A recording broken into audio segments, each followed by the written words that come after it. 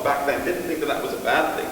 They thought that this is a sign of comfort, that, you know, they're not fighting the infection sort of in a sleep, and wasn't it great that we let the blood, and he died several hours later, at which point his senior doctors thought that it might be worth a try of reanimating him with sheep's blood. But fortunately, the junior doctors prevailed on that one and said, let's let the late, great president rest in peace, and so they didn't try and reanimate him with sheep's blood. So we have a history of bloodletting. And as I say, I thought this was all over in the 1700s and 1800s. But in 1916, two British doctors published a report in which they said we have tried bloodletting on some of our troops who got pneumonia as a complication of influenza. And we're writing a report about it. 1916, 2 years before the outbreak of the Great Flu pandemic of 1980. And they said, it didn't work, opening supplies. But the reason that it didn't work is because we didn't try it early enough. We didn't try it early enough. And had we tried it a little bit sooner in the clinical course, we're pretty sure that these people may have had a better chance. So you can see that bloodletting was a big part of medical technology all the way through until the 1918, 1920, and then it did indeed slowly die out. And there were plenty of physicians, by the way, who thought already at this time that it was an inappropriate intervention, but they were certainly not the majority. Where was that report published? It was published in a journal that to this day is one of the leading medical journals in the world. It's published in London. It's called The Lancet. You may have heard of it. Why is it called The Lancet? It's named after the lance. The lancet, the little knife that the bloodletter would use when he let your blood, when he drained blood from you. So, there you go. The lancet reminds us of what once was thought to be a mainstay therapy. And here is bloodletting being used as a mainstay therapy in influenza. Now, another intervention that was used was quinine, or quinine, I'm not quite sure how to pronounce it, quinine. Now, quinine comes from the bark of a tree. It's a very effective anti-malaria medication. In fact, until several years ago, it was the #1 main treatment for malaria. And it treats malaria, so it takes away those recurrent fevers that you get with malaria, not because it's taking the fever away, but it's actually treating the malaria parasite. People used it to treat influenza. For the fever of influenza, it didn't do anything because there was no malaria parasite there, but it's an example of how you take a drug that we think works in one disease, they didn't understand why, but it certainly did work, and we transfer it to another disease. In this case, we transfer it to influenza, and it didn't work. I'm going to read you the medical records of a patient who was treated by for influenza. Now, these medical records actually come about 18 years after the Great Flu epidemic of 1918. These are medical records, nursing records from an influenza patient from 1936. 1936. So not that long ago. And they were saved as a family heirloom and published by, I think, this person's grandchildren. I think he had 2 grandchildren who were infectious disease specialists, and they published this in an infectious disease newspaper. So they find this, these nursing records, and I want to share it with you because it shows you how influenza was treated, not in 1918, but even in 1936. And we discovered viruses probably around in the 1930s, so this is a few years after that. Okay. Over a period of 3 weeks, he was treated with a punishing battery of balms: mustard, plaster, a home remedy rubbed on the skin, aspirin for fevers, codeine for cough, phenolphthalein, a cancer-causing laxative, cough medicine, camphorated oil, 7 enemas, 7, rectal tubes, don't ask, milk of magnesia, another laxative, God help him, urotropine, a bladder antiseptic, and tincture of benzoin. The patient received at least 5 prescribed doses of whiskey. Told you everybody got whiskey. Here the doctor prescribed at least 5 doses of whiskey and 14 doses of castor oil. Actually, his 7 enemas may have been medically necessary because he was given at least 39 doses of codeine, which suppresses coughing but also causes constipation.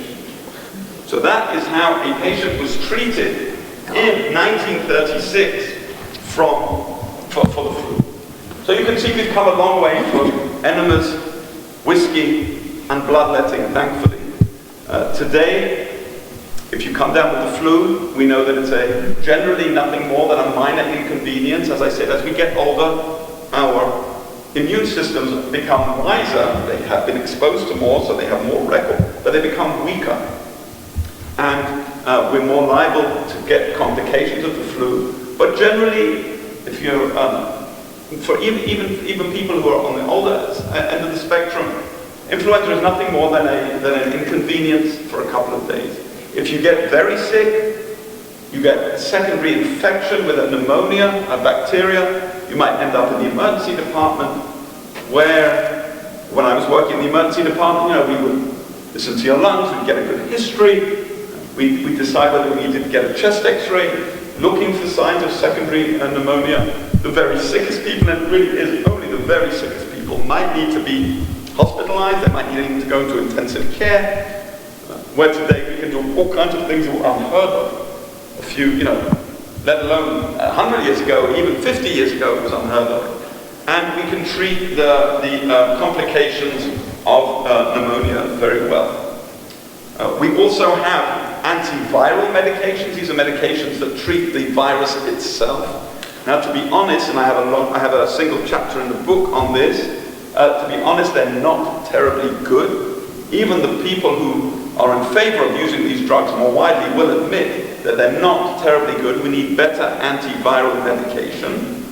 But we do have antiviral medications, and today there are, at least according to one report that I read in a medical journal, about 100 trials of antiviral medications for COVID-19 to this day. So we're actually still trying to fine-tune and to use antiviral medicines to attack the virus itself. But you have to remember that the Great Flu epidemic of 1918 was before the antibiotic era, right? It was before antibiotics. Penicillin was only rediscovered in the 1930s. It really only became widespread in the 1940s. And all those secondary complications you couldn't treat them. There was no antibiotics, you couldn't treat them. And we think that most people who died from influenza back in 1918 actually died from secondary complications from pneumonia rather than secondary bacterial pneumonia, rather than the primary influenza doing the damage. It certainly can do that, to be clear. You can die just from the virus itself, but that's a small number. The majority of deaths we think occurred as a result of a bacterial infection, and today we are in the antibiotic era where we can thankfully manage most of these infections if we don't overuse our antibiotics. So, there are some examples of differences in how we treat the infection today. There's some examples of, as we said, of what people thought was the cause of the infection. As I said, in the 1930s, doctors figured out that the disease was caused by something much smaller than a bacteria. By the way, a side note, in the book I tell the story of how how two doctors in the 1880s thought that they had identified the cause of the illness, and they found this bacteria in the lung specimens of people who had died from influenza, and they named it Bacillus influenza. Bacillus influenza, and they patted themselves on the back and said, well, we find it in all these people who died from influenza, this must be the cause. But as Arthur Crosby, that physician who I mentioned earlier, one of the early historians of the great influenza pandemic, said what they had was an authority, what this declaration of Bacillus influenza as the cause was an authoritative sign pointing in the wrong direction.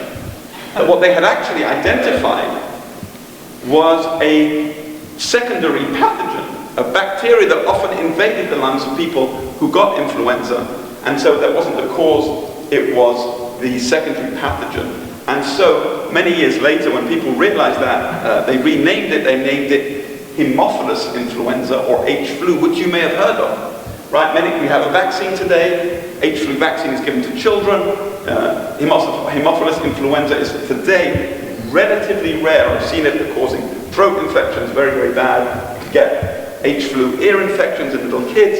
You get pneumonia obviously, but today, thankfully, we see very little of it because we have a vaccine against it. And I never understood until I did the work for my book, I never understood, what is this H flu? Haemophilus influenza. What's it got to do with influenza? The reason it's called Haemophilus influenza is because once upon a time, it was thought to be the cause of influenza itself. But now we understand that it's a secondary pathogen. So, in the 1930s, these doctors took scrapings and phlegm that patients had coughed out, and they passed them through filters, smaller and smaller filters, until they were quite certain that all the bacteria had been blocked, had been stopped by the filters, and the stuff that came out the other side, this gunk, they wanted to see, well, now we've removed all the bacteria, can this cause an infection? And so what they did was they looked to see if it would cause flu infection. And back then and still today, one of the animal models for influenza were ferrets. Ferrets were guinea pigs. And in fact, guinea pigs are very good guinea pigs for influenza. They're often used as the animal model. So they found that they can actually take this filtrate, which has had all the bacteria removed from it, and yet it could still infect a ferret or a guinea pig. And that led them to conclude that whatever the cause of influenza was, it wasn't a bacteria, something much smaller. We know now that it's a virus. One of the orthomyxoviruses. It is not the same as coronavirus. That's one kind of virus. This is another kind of virus. And it's about 20 times smaller than a bacterium. And that is how the scientists figured out that it was a very simple thing, a virus. And then in the 1940s, the electron microscope was invented. And one of the first things they did was take a picture of the flu virus, and there they actually could take a picture of the virus itself. Which is interesting, because if you remember today, we have this thing called coronavirus, which is named because of the way that it looks under the electron microscope. It has a corona, or a crown, and those crowns are spiky proteins that stick out on the top. And if you take a picture and it's backlit, you can actually see this crown. And very often, for reasons that are not entirely clear to me, when you read an article about coronavirus, there is often an accompanying picture of a coronavirus, as if, please let us know if you see this guy. But that's the reason it's called coronavirus, is because of the way that it looks under the electron microscope. And so another reminder of this relationship between science, between using our eyes and discoveries and things that we call today coronavirus. The last thing I just want to mention is vaccines. Now, as I said earlier, even though they were not sure of the cause of the disease, they knew about vaccines. Vaccines have been around actually for a long time, right? Jenner, the English physician Jenner, famously reminded us specifically because he didn't invent it, the smallpox vaccine and the cowpox vaccine, right? He noticed that the cow maids, the girls who would squeeze and milk the cows, did not get smallpox. Why? Because they got something called cowpox, which was related to smallpox, and made them immune to smallpox. So he got these scrapings of these inoculants, and Jenner famously took a young boy, and inoculated him with cowpox. It gave him immunity to smallpox, and then Jenner tried to infect this little boy with smallpox and was unable to do it. Not quite the ethics we would use today in clinical research, but nevertheless he made his point. But Jenner was only echoing the vaccine. The vaccine, in fact, Jenner himself was inoculated as a little boy, so that he discovered this. And in fact, as I mentioned in the book, vaccines have certainly been around since at least the 10th century. The Chinese were using them. They were used in India for many, many centuries before Jenner. So vaccines have been around for a long, long time, even if we didn't understand the medicine behind them.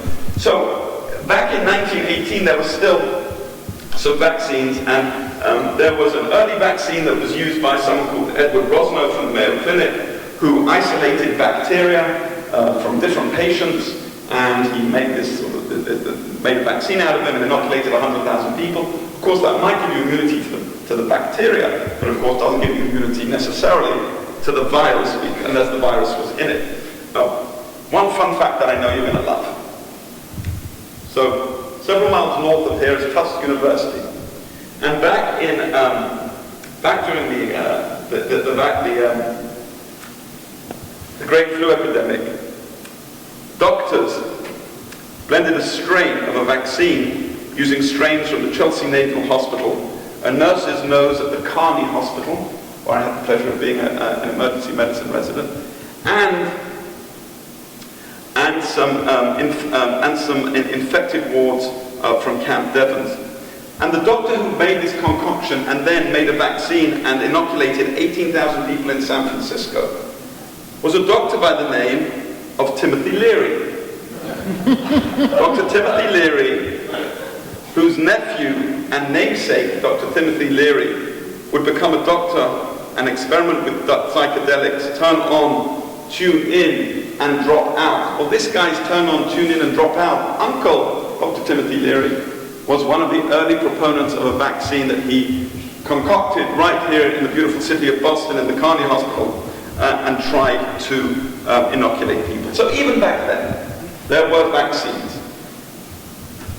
But we know today we do have a vaccine against influenza. But as you all will understand, it's not terribly good. Even in a good year, and very often it's not a good year, but even in a good year, the vaccine is only 50 or 60% successful at preventing the disease. And it needs to be updated each season, right? That's why all of you, all of us, are getting our flu vaccine each season anew. Now, I don't know that there are people lining up to get their mumps, measles, and rubella vaccine every year. If you get it as a child and you complete the course, you're pretty much done. There is some evidence maybe of waxing immunity against measles, but for all intents and purposes, you're good. Once you get that vaccine as a child, you're good against mumps, measles, and rubella. And yet every year we're getting the vaccine for influenza. Not only that, but the vaccine that we get from influenza changes from year to year depending on what strains the scientists think will be out there. And it's a best guess, it's an educated guess, based in large part on whatever was circulating in the southern hemisphere the previous winter, right? So in our summer is Australia's winter, and we can see what was going around in Australia. That will make its way to the northern hemisphere, and that's one of the ways that we guess. We take a guess as to what we think is going to be is circulating when we make a vaccine against it. It's usually at this stage that somebody puts up their hand and says, well, how do the Australians know what to put in their vaccine? To which the answer is obviously they look at our winter, which was their summer the previous year. Okay, so we'll get that out of the way. All right. So our vaccines, we have to give them every year. They have to be the right influenza. You can get an influenza shot. I often get this question, well, I had an influenza shot, and 2 weeks later I came down with the flu. I'm never going to get it again. Well, you know what? It was probably that you came down with a different strain of influenza. You got an inoculation against one strain or another strain, but what actually you got was a community influenza that wasn't in that vaccine. It's only a best guess. So it's not a very good vaccine, and everybody knows that. The reason that it's not a very good vaccine is that flu is an amazing virus. It's a shapeshifter. It changes proteins on its jacket, on its outer surface, very, very easily. And that's how we have different strains, right? We have H1N1, we have H5N9. What do these numbers mean? They mean the particular configuration of the proteins on the surface of the influenza. H5N9, H1N1, the 1918 was discovered to be an H1N1. It was actually the first one, so that's what the name it got. And to this day, H1N1 is circulating. If you got a vaccine this year against influenza, you got an H1N1 vaccine. We've all got an H1N1, the very influenza that was out there in 1918. We've all experienced it now. It's in our ecosystems. So the reason that the vaccine is not good is that the virus can quickly change the outer structure through mutations or gene swaps with other species, and that's the reason that each year we have to get a new vaccine that can take the right thing. Also, for whatever reason, our immune system doesn't seem to remember it very well. It's not clear why that is. And the key here, the hope here, is that scientists will create a universal flu vaccine. And how do they do that? They find that piece of the flu virus that doesn't change, and they make the vaccine with that piece of flu virus that remains constant no matter what kind of version of the virus you are, no matter what season it is. And that is what's going to be in the universal flu vaccine. And it sounds very easy. Just tinker around with that bit that stays the same, put that in the vaccine, the immune system learns to recognize it, boom, you're done.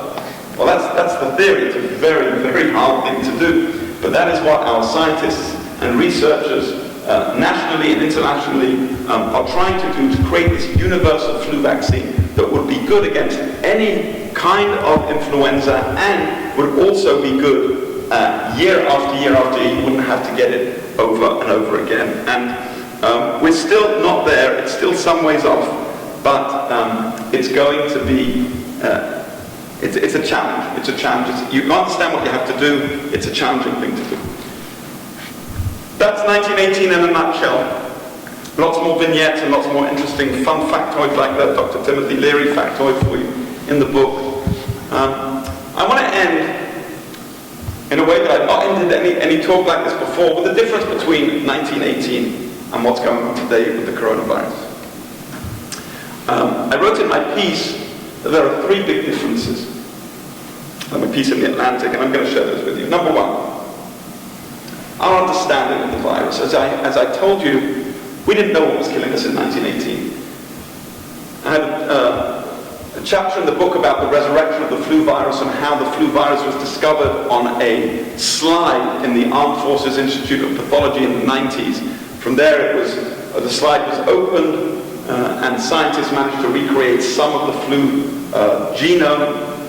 It was incomplete and was later completed when a pathologist by the name of Johann Hultin trekked off to the Arctic to dig up a body from somebody who had died in 1918, did some lung scraping, sent that back to Washington, and those scrapings were able to complete the genome and makeup of the 1918 virus, and that's how the virus was resurrected, and that's how we know what it is today. So we do know about what 1918, we do know its viral structure, its genome, but it took 50 or 60, almost 70 years from the outbreak until the scientists first got a clue, and another few years until it was completed. We understood the genome of the coronavirus within about 2 weeks of the first case reports. In mid-January of this year, 2020, a Chinese team published in the New England Journal of Medicine, which I understand is a fairly important magazine that comes out in this part of the world and may be read elsewhere, the New England Journal of Medicine, Chinese team reported the genetic makeup of the virus. And it was done within about 2 weeks of the first case reports. 2 weeks. So this shows, number one, we really get what it is that we're up against. And number two, the degree of international cooperation that a Chinese team would identify that quickly and publish it in a major US English language journal goes to the amount, to show just how great the cooperation is between scientists as they fight disease. So that's the very first difference, that there is an understanding of what it is. Now, there's still a long ways to go, right? We still have many questions. Those are going to be answered over the next few weeks and months and certainly years. But we know what we're up against. First difference, back then they thought it was the influence of the stars and planets or tainted Russian oats.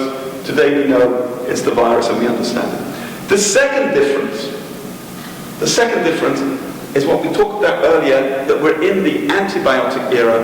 We're in an era of antiviral medications that they just didn't have back then. As we mentioned, enemas, whiskey and bloodletting. If you survived flu, you survived despite your doctor, not because of him.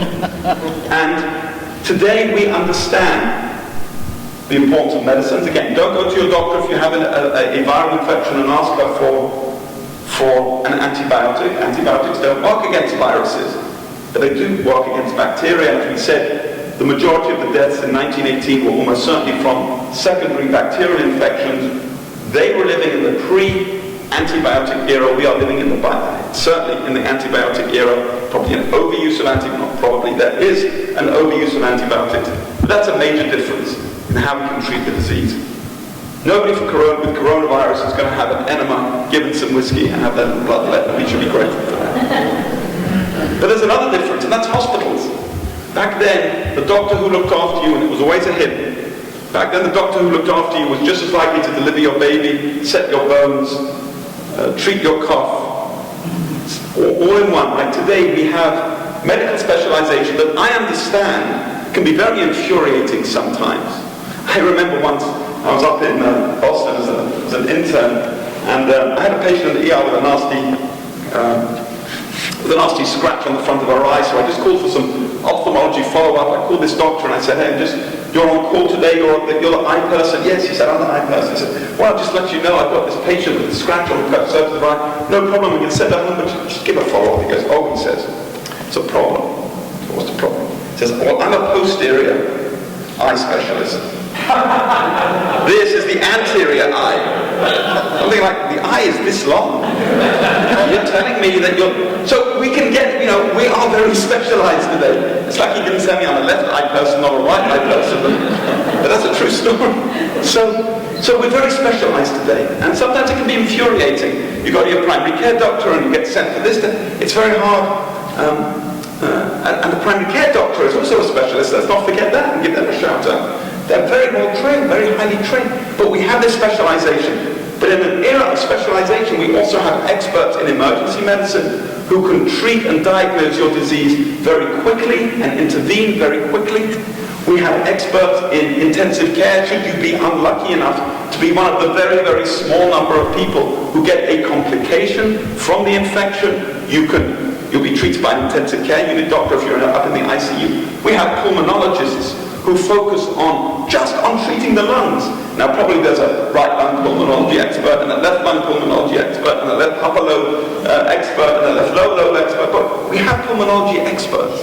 And we have ICU nurses who are trained to take care of the very sickest patients in our hospitals. And we have respiratory therapists, and we have occupational therapists who can help us get back on our feet after we've had a lung infection.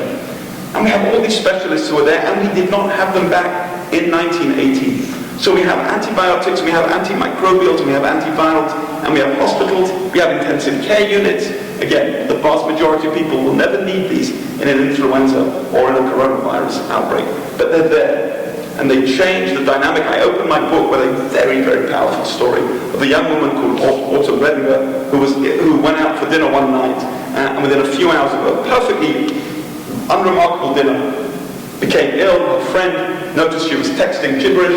She took her to the ER. Within a few hours, she was. The doctor couldn't find anything wrong with her. The smart ER doctor said, well, I'm keeping you here tonight. By the morning, she had to be intubated, flown to Pittsburgh, where she was put on a heart-lung machine, hovered between life and death for a few weeks, and she was saved by a device called a heart-lung machine. And I tell that story, not because that's what influenza does to everybody, because it certainly does not, thank them, but it shows how bad the disease can be and how far we've come in terms of medical advances. So, we have an understanding, we have medicines, and we have doctors and hospitals that are specialized in ways that we could never dream about. And finally, the last difference between the great flu pandemic of 1918 and the hopefully not so great coronavirus pandemic of 2020, and it today officially has been called a pandemic by the World Health Organization, so I can use that word, is in how it's reported. Remember I showed you how it was reported on the back page of the Washington Post? Well, maybe there's as much death from influenza as there is from the Great War, but we'll put it on page 20, right? Or the Falmouth Enterprise. I don't have to tell you, it's on the front page of every newspaper, it's on the beginning of all your news feeds, it's the top of the hour. We have communication and a level of understanding about this. You could log on to the Johns Hopkins University website where you'll get a big dashboard, scoreboard of every known case in every country in the world, up to date, changing almost like a ticker tape of stock prices. And you can see that in real time. And of course that's a huge change from the tacit agreements between the newspaper editors and the governments of 1918 not to put influenza on the front page if you can possibly avoid it, and today where it's right up for all of us to see and understand. We may agree or disagree about how the disease is being handled, but we can all agree that this thing is being reported and we understand at least what's going on in terms of the numbers. So that's the third difference between the two diseases. I think that what we face today is certainly a challenge. It's not the challenge of 1918. We have all kinds of things to do to prevent the infection. We know that for any influenza season, for any winter season, washing our hands, covering our faces when we sneeze or cough, and staying home when we're sick are good practice for any flu season. Any winter season is what we should be doing. And certainly this winter season, especially, I wonder, when this is all over, if we're going to look at the mortality from influenza right now and see if it went down because people are being much more careful about washing their hands. It'd be very interesting to see not what happens to coronavirus, but what happens to flu over the next few weeks. If we're doing our jobs properly, that should go down too as we go pass it on. So we understand the disease. There's nothing, I think, to fear about coronavirus. We understand it. The vast majority of people are going to do just fine. We know it had initially a high mortality rate, but that's because we didn't understand how much disease there was in the communities.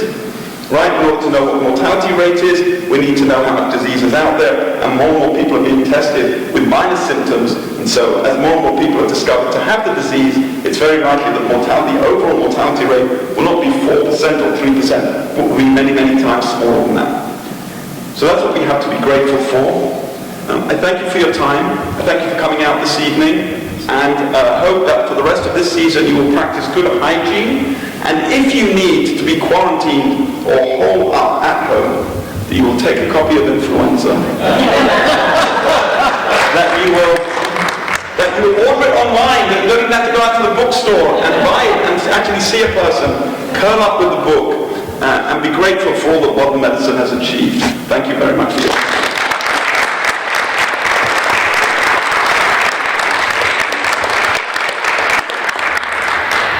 I'm certainly happy to stick around questions. I want to be respectful of your time. I know you have places to go and news feeds to catch up on. I'm going to be sticking around for a little bit, but sure, I'm happy to take some questions. So, you mentioned, maybe before a question, you mentioned that, first of all, thanks for the great talk. Thank you. And I did read your article online in Atlantic, and I thought it was the first rational thing I read of all the judge on to the press and the hysteria. I spent 3 years as a public health doctor. Well, thank you for your service. So, you mentioned that the second wave of the 1918 pandemic started in the fall and was already on its way out by the time the cold winter came, which should have been a time for it to sort of resurrect itself. And I'm wondering if that was, it infected all the people it could have, was it herd immunity? And if so, does that have implications for the stuff we are or are not doing right now? Because I am a little concerned that people are really banking on a vaccine being developed that will stop this and maybe are slowing herd immunity amongst healthy people too much. And I'm not sure that I'm right, but it's what I've been telling my friends. I think it's been overmanaged a little bit. But I didn't wind up as a public health doc. I was an interventional radiologist, so my knowledge is 40 years old. But I sort of just seen the timing of the resurrection was not what one would have expected. So I'm thinking that maybe there was something else at play, like everybody had developed antibodies. So thank you for the question. So the question is like, what happened? Why did it come back in the fall? And why did it seem to go away in the late, January, February of 1990? It was certainly done, and herd immunity. So the first people say, well, why did influenza just go away? And influenza, as I said, always goes away. But any great epidemic, cholera especially is a good example. Cholera epidemics came and went. The great cholera epidemic, for instance, in London in the 1860s, it lasted 2 or 3 weeks. That was when John Snow famously removed the handle from the water pump in Broad Street, and the cholera epidemic supposedly went away that week. It's a bit more complicated than that, but why did the cholera go away? There was no antibiotics. The reason that these epidemics generally go away is, as we said, either the bug is exquisitely sensitive to changing weather conditions, and that may have been part of it. The flu season may have been ended particularly early that year of 1919. Certainly could be that all the people who were sick and died from the flu had already become sick and died. Either you died and you were out of the pool, or you were immune and you were out of the pool. And so the virus itself had fewer and fewer places to go. So probably by late late winter of 18 and into 19, all those who had become sick and died were unfortunately deceased, and the rest of the population was increasingly immune, and there was herd immunity. Remember, 98% of the people are going to survive influenza, so there was herd immunity protecting the most vulnerable perhaps. And I think that's a likely explanation. We also have to remember the great crowding that there was on the ships that were coming between the United States and Europe, taking troops there, bringing troops back from the European front. Certainly this had to do with the spread of the disease. That's something that we understand today. The tenements and the crowding of people who had emigrated into the United States was certainly to play. But it's a complicated story, and just one more way of complicating it. It's a story of school closures. So in 1918, different school districts did different things with school closures. For example, New York and Chicago school districts remained open all through the 1918 outbreak. Other places like Boston and Baltimore and San Francisco closed their school systems, and to this day, epidemiologists are not quite sure if that worked or if it didn't work. And so you had different approaches. We saw here in the beautiful city of Falmouth that the schools were closed, right? So we're not quite sure if that was did the disease go down because the schools were closed, or would it have gone down? Anyway, difficult thing to say. What makes it more complicated today in trying to figure out what to do is that we know, thankfully, that for whatever reason, and we don't know why, coronavirus seems to not be a disease of young children in a way that influenza is. Each year in the US, about 100 children die of influenza. It's a terrible thing. 100 children die of influenza each year. We haven't had I don't think there's been a single case of contracting the disease, let alone a death in a child. So we have that to be thankful for. So are we going to close our schools if children are already anyway not getting the disease? And it made me think, there's a consequence to every action, as you know, in public health. If we close our school systems, and I'm in no way here, I just want to plug one more time for the camera, I'm speaking in a personal capacity, not on behalf of the NIH, the Department of Health and Human Services, or the United States government. There's my personal view. If you close schools down, and you make that decision, okay, the parents have got to look after the kids, so now parents have to take time off work. What do kids do in the springtime? They go outside and they play. And they get into mischief, and they fall out of trees, and they run across roads to retrieve balls, and they get struck by cars. And if you have millions and millions of school children unsupervised, there is no doubt that some of them will get into mischief and get accidents and worse, because that's just what kids do. So you can close down your school district, and you can check that box. So we're closing down the school district, knowing that, number one, there is no evidence that coronavirus is particularly bad for children. It does influenza is a different thing, I want to be clear about that. But in coronavirus, so far, no evidence that it's a disease of this age group. And if you send them home, what's the unintended consequence of that? How many, God forbid, tragedies will there be that will not happen? Have these children been in school supervised? It's a very, very difficult decision to make. That's why being in public health is so difficult. It's a very difficult job. Most of the time you're working unrecognized and in the background, and then an epidemic comes and you have to make these very difficult decisions. I can check the box and look good and close down the school district, but what are the knock-on effects? Very, very difficult topic. Any other questions? Ma'am, you have a question? A couple of things. So one you just thought, in Italy or China, places where they've had a bigger boom of it, is there any evidence there that it's focusing on any particular age group or about the coronavirus? Right. Yes, we do know from the case reports, and there again, this is likely to change as we go on. But today we know that the coronavirus is not quite that U-shaped because it does not seem, thankfully, to be affecting little children. But it does affect us more as we get older. So it's skewed to the right side, to the age, right? And so those people who are older and those people with underlying medical complications. So chronic heart disease, chronic lung disease, people with asthma, people with whose immune systems are not working, so anybody who's taking steroids or has been on chemotherapy, those are always groups that are more at risk from any infectious disease. And coronavirus seems to be more dangerous in those groups of people. You have any other questions? So, and Matt. No, I'm just wondering, as far as what do you know or what can you help us understand as far as dictating responses in like, you know, the process of who decides when, you know, a school should be closed? How is that being sorted out in this situation now?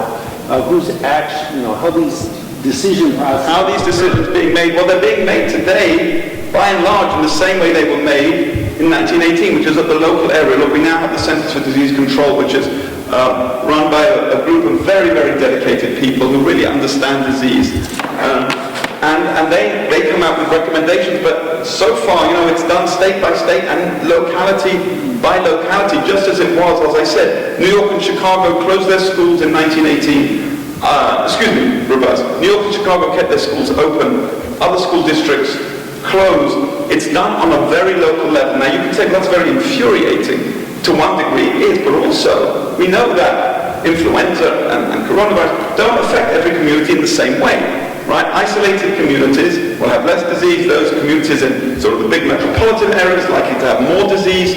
So it really it makes sense that these decisions are made on a locality by locality basis. You know, I opened with that story of Harold E. Dells, the manager of the Strand movie theatre, who thanked his customers, his patrons, for coming out, and he himself died from the great flu, influenza. This week, you may have heard a report on Broadway in New York. You can now buy $50 tickets to a number of Broadway shows, and the person who announced this mentioned in the news report that I listened to and actually found it in writing. Now's a great time to come to the movie theatre, because we're going to get $50 tickets to the Book of Mormon and some other great shows. By the way, I paid $26 for my ticket to the Book of Mormon, so I actually saw it for half price, but I had to stand in the back of the theatre. Still worth it. But now you can get half price tickets. So there's been a drop in theatre tickets. So you say, well, golly gosh, what's going on there? Shouldn't not be going to the movie theatres? So it's done on a locale by locale basis. I don't know what's going to happen if the New York Department of Health is going to come in and say we're closing movie theatres. But again, there are unintended consequences of these actions. There are people whose livelihoods depend on these things. A friend of mine told me that her dog walker said, look, can you do me a favor? She said, I understand you may be teleworking more, but can I still walk your dog? Did I come in to walk your dog while you're at the office? Because my livelihood depends on it. Right? We don't think about the knock-on effects. Now, obviously, life takes precedence, right? Life is the most important thing. We have to save lives, 100%.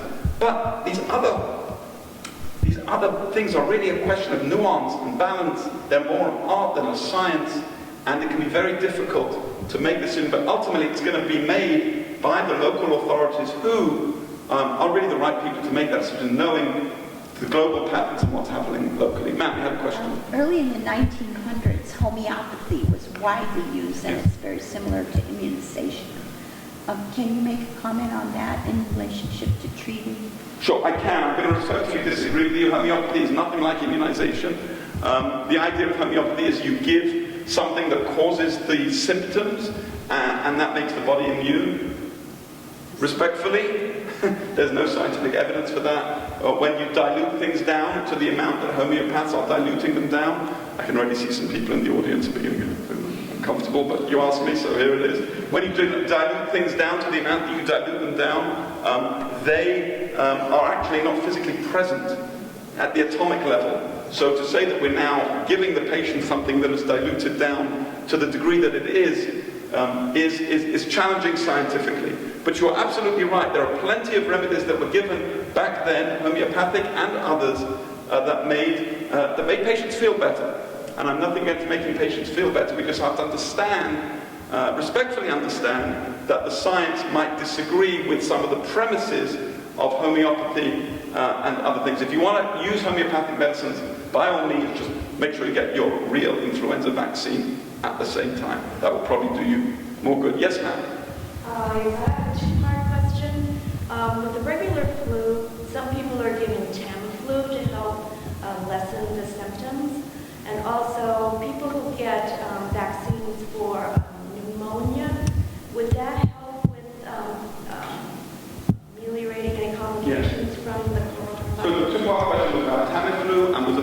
vaccines for pneumonia. So pneumococcal pneumonia is a very common secondary pathogen, and all of us, I think it's over the age of 55, 60, whatever the recommendation, should be getting an annual vaccine against, or a vaccine against pneumococcal pneumonia. It is very, very important because you're quite right.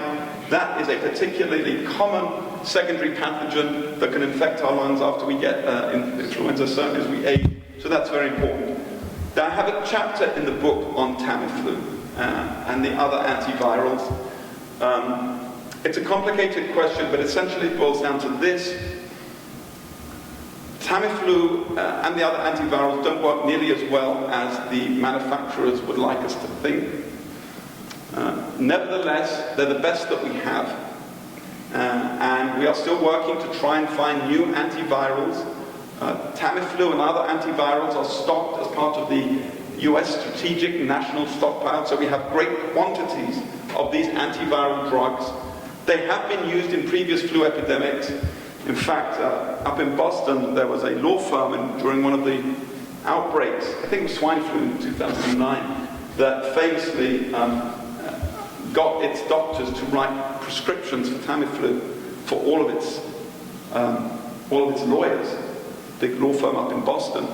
And this actually led to a backlash in the media, quite right, saying, well, why are we prescribing to the haves and the have-nots? The people who work for the law firms have access to these drugs in a way that the rest of us don't, which is a good point. Number two, the antivirals, the oral antivirals that we get, at best, seem to give us about 1 day's worth of decreased symptoms, 1 day. On average, this is the data that the drug company publishes. If you read the small, on average, these drugs reduce our symptoms of the disease by about 0.8 of a day. You have to decide if that's worth it, and that's only when you take it very early on. For the very sickest patients, there are intravenous antivirals that may offer some protection. But we still have a long way to go in the antiviral story. Mark, you wanted to? Yeah, I was going to say one more question.